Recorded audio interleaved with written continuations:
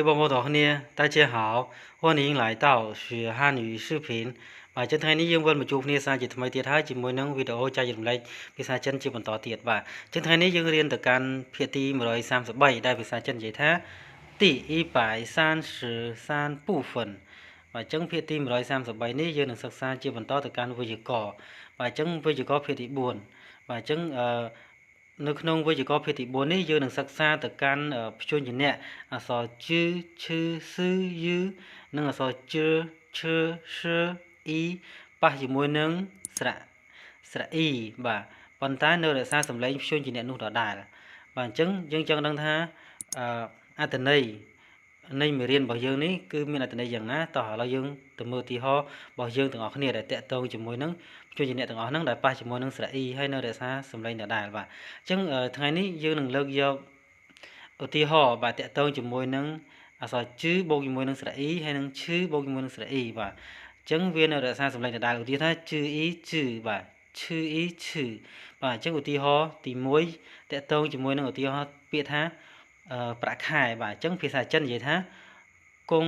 ជឺបាទអញ្ចឹងពាក្យទី1គឺកើអងកុងបាទសំឡេងទី1អានថាកុងបាទអញ្ចឹងពាក្យទី2គឺជឺបាទជឺអ៊ីនៅរក្សាសំឡេងជឺនៅដដែលបាទអញ្ចឹងលក្ខខណ្ឌរបស់យើងពីខាងដើមបាទអញ្ចឹងជឺប៉ះជាមួយនឹងស្រៈអ៊ីនៅរក្សាសំឡេងព្យញ្ជនៈនោះដដែលអញ្ចឹងមានន័យថាជឺអ៊ីជឺបាទអញ្ចឹងយើងអានថាជឺកុងជឺកុងជឺបកថាប្រាក់ខែបាទអញ្ចឹងឧទាហរណ៍ជាបន្តគឺពាក្យថាកូនក្មេងឬក៏ក្មេងបាទអញ្ចឹងភាសាចិននិយាយថាហាយជឺហាយជឺបាទអញ្ចឹងពាក្យទី1គឺអក្សរហបូកជាមួយនឹងស្រៈអាយសំឡេងទី2យើងអានថាហាយហាយបាទអញ្ចឹងជឺអ៊ីជឺរក្សាសំឡេងដដែលគឺអានថាជឺបាទអញ្ចឹងដោយសារតែវាជាសំឡេងទី5អញ្ចឹងយើងអាចអានសំឡេងស្រាលក៏បានធ្ងន់ក៏បានបាទអញ្ចឹងយើងអានថាជឺជឺឬក៏ជឺបាទអញ្ចឹងយើងអានថាហាយជឺឬក៏យើងអានថាហាយជឺបកថាក្មេងបាទអញ្ចឹងឧទាហរណ៍ជាបន្តគឺយើងសិក្សាអំពីថាពាក្យថាឯកសារភាសាចិននិយាយថាជឺលាវបាទអញ្ចឹងជឺអ៊ីជឺសំឡេងទី1អានថាជឺបាទអញ្ចឹងលអែវលាវសំឡេងទី4យើងអានថាលាវ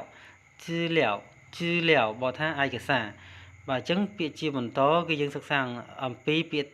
ព្យញ្ជនៈអក្សរឈឺបូកជាមួយនឹងស្រៈអ៊ីបាទអញ្ចឹងនៅរក្សាសំឡេងនោះដដែលគឺអានថាឈឺបាទឈឺអ៊ីឈឺបាទអញ្ចឹងចូលដល់ឧទាហរណ៍របស់យើងគឺពាក្យទី1តាក់ទងជាមួយពាក្យថាលាលែងពីការងារឬក៏លាឈប់ពីការងារភាសាចិននិយាយថា辞工辞工បាទអញ្ចឹងឈឺអ៊ីឈឺសំឡេងទី2អានថាឈឺឈឺបាទរក្សាសំឡេងឈឺដដែលឈឺកើអងកងលេខទី1អានថាកងឈឺកងឈឺកងបកថាឈប់លាឈប់ពីការងារបាទអញ្ចឹងពាក្យទី2គឺពាក្យថាពាក្យថ្មីអញ្ចឹងពាក្យថ្មីជាភាសាចិននិយាយថា生词生词បាទអញ្ចឹង是生សំឡេងទី1អានថា生词អ៊ីឈឺសំឡេងទី2អានថា词生词生词បកថាពាក្យថ្មីបាទអញ្ចឹងពាក្យជាបន្តគឺយើងសិក្សាអំពីថាម្ដងទៀតពាក្យថាម្ដងទៀតភាសាចិននិយាយថាចៃឈឺចៃឈឺបាទអញ្ចឹងឈឺអាយចៃសំឡេងទី4អានថាចៃឈឺអ៊ីឈឺសំឡេងទី4អានថាឈឺបាទអញ្ចឹងអានថាចៃឈឺចៃឈឺចៃឈឺបកថាម្ដងទៀតអូខេចូលដល់ពាក្យជាបន្តយើងសិក្សាអំពីពាក្យថាស៊ឺបូកជាមួយនឹងស្រៈអ៊ីនៅរក្សាសំឡេងដដែលគឺអានថាស៊ឺបាទយឺបូកជាមួយស្រៈអ៊ីនៅរក្សាសំឡេងដដែលគឺអានថាយឺឬក៏ឬបូកស្រៈអ៊ីនៅរក្សាសំឡេង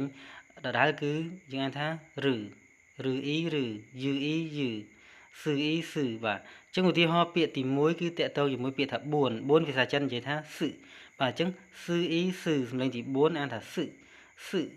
4បាទអញ្ចឹងពាក្យជាបន្តគឺពាក្យថាក្រុមហ៊ុន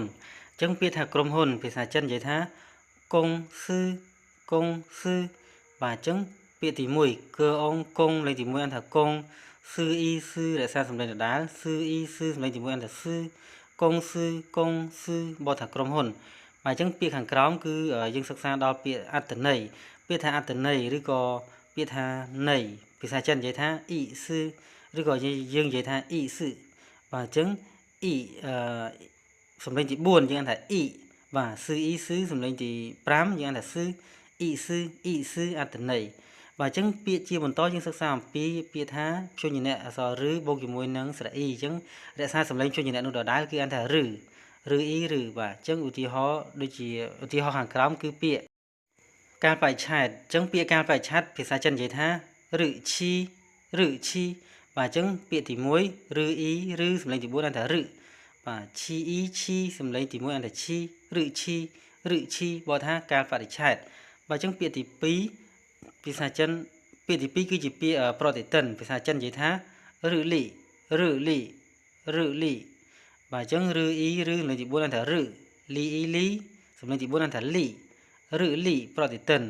បាទចូលដល់ពាក្យខាងក្រោមគឺពាក្យថាប្រទេសជប៉ុនភាសាចិននិយាយថាឬប៉ិនបាទចឹងឬអ៊ីឬសំឡេងទី4អានថាឬប៉ិនសំឡេងទី3អានថាប៉ិនឬប៉ិនបកថាប្រទេសជប៉ុនបាទចឹងចូលដល់ឧទាហរណ៍ជាបន្តគឺពាក្យតកតងជាមួយនឹងអក្សរជើបូកជាមួយស្រៈអ៊ីនៅរក្សាសំឡេងជួយញ៉ែដដែលគឺជើអ៊ីជើបាទចឹងឧទាហរណ៍ពាក្យទី1គឺពាក្យថាកតុងភាសាចិននិយាយថាជឺសៀងបាទចឹងជឺអ៊ីជឺសំឡេងទី3អានថាជឺសៀងសំឡេងទី1អានថាសៀងបាទចឹងពាក្យហ្នឹងអានថាជឺសៀងបើថាកតុងបាទចឹងចូលដល់ពាក្យខាងក្រោមគឺពាក្យថាផលិតឬក៏ធ្វើភាសាចិននិយាយថាជឺជួបាទចឹងពាក្យទី1ជឺអ៊ីជឺសំឡេងទី4អានថាជឺជួសំឡេងទី4អានថាជួជឺជួបើថាផលិតឬក៏ធ្វើបាទចឹងពាក្យជាបន្តយើងសិក្សាអំពីពាក្យថាក្នុងចន្លោះបាទភាសាចិននិយាយថាជឺណៃបាទជឺអ៊ីជឺសំឡេងទី1អានថាជឺនៅអីណៃសំឡេងទី4អានថាណៃជឺណៃបើថាក្នុងចន្លោះបាទចឹងពាក្យទីហោជាបន្តគឺយើងសិក្សាអំពីព្យញ្ជនៈអក្សរឈឺបូកជាមួយនឹងស្រៈអ៊ីបាទឈឺអ៊ីឈឺរក្សាសំឡេងពាក្យនោះដដែលព្យញ្ជនៈនោះដដែលគឺឈឺបាទចឹងពាក្យទី1គឺពាក្យថាញ៉ាំបាយឬក៏ញ៉ាំអាហារភាសាចិននិយាយថាឈឺហ្វានបាទចឹងឈឺអ៊ីឈឺហ្វអានហ្វានលេខទី4ថាហ្វានឈឺហ្វានបើថាញ៉ាំអាហារចូលដល់ពាក្យជាបន្តយើងសិក្សាអំពីពាក្យថាញ៉ាំអស់ឬក៏ញ៉ាំពាក្យហ្នឹងគឺញ៉ាំអស់រលីងពីចានបាទចឹងភាសាចិននិយាយថាឈឺគួងឈឺអ៊ីឈឺលេខទី1អានថាឈឺកើអងគួងលេខទី1អានថាគួងឈឺគួងបើថាញ៉ាំអស់ពាក្យជាបន្តយើងសិក្សាអំពីថាពាក្យថាលំបាកបាទភាសាចិននិយាយថាឈឺខូឈឺអ៊ីឈឺខូអ៊ូខូសំឡេងទី3ថាខូឈឺខូបើថាលំបាកអូខេអញ្ចឹងពាក្យជាបន្តយើងសិក្សាអំពីព្យញ្ជនៈអក្សរស៊ឺបូកជាមួយនឹងស្រៈអ៊ីនៅរក្សាសំឡេងព្យញ្ជនៈនោះដដែលស៊ឺអ៊ីស៊ឺបាទអញ្ចឹងពាក្យទី1យើងសិក្សាអំពីថាពាក្យសាបាទអញ្ចឹងភាសាចិននិយាយថាស៊ឺឈួនបាទអញ្ចឹងស៊ឺអ៊ីស៊ឺសំឡេងទី4អានថាស៊ឺបាទឈឺអនឈួនលេខទី1អានថាឈួនស៊ឺឈួនបើថាពាក្យសាបាទពាក្យសាដូចយើងពាក្យស្បែកជើងសាបាទពាក្យសាមួយសប្តាហ៍តើមានហាប់កៅឬក៏អត់បាទពាក្យជាបន្តយើងសិក្សាអំពីពាក្យថាពេលវេលាភាសាចិននិយាយថា时间បាទអញ្ចឹង时一时លេខទី2ណា时ជៀនលេខទី1ថាជៀន时间ពេលវេលា